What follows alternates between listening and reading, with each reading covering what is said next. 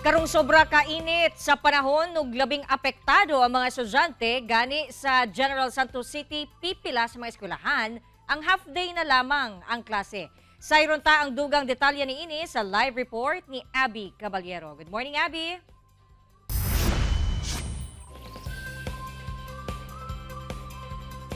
Yes, John D, sayo pa lang sa buntag pero mabati na ang naglagiting nga kainit sa panahon dinhi sa General Santos City. Gani base sa forecast sa Pag-asa, posibleng moabot sa 38 degrees Celsius ang heat index dinhi sa syudad karong adlaw.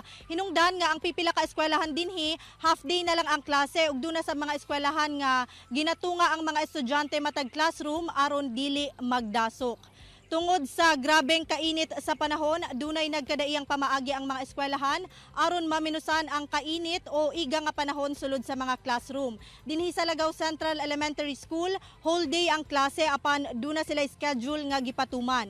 Ilang ginatunga ang mga estudyante ngadto sa 50% lamang ang makasulod matag adlaw.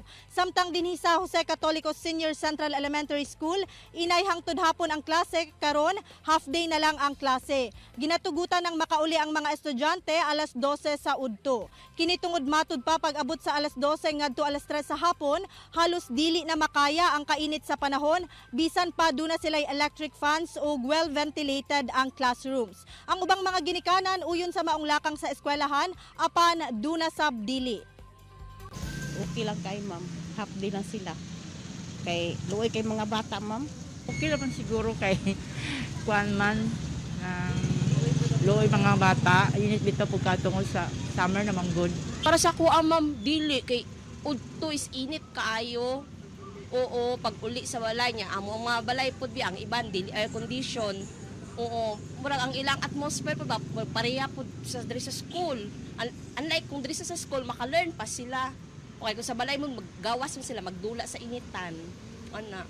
Okay, magyapon pero init manggod pagkahaod to dapat gi ano lang na gisit gisit bi unta nila para mga bata dili sila magano sa school baka nang padang dili po sila mainitan baka pareha karon pag udto init kay pagawas nila dapat kanang iano nila ba kanang gi isit bi nila para ang mga bata dito lang tunta sa sulod sa school.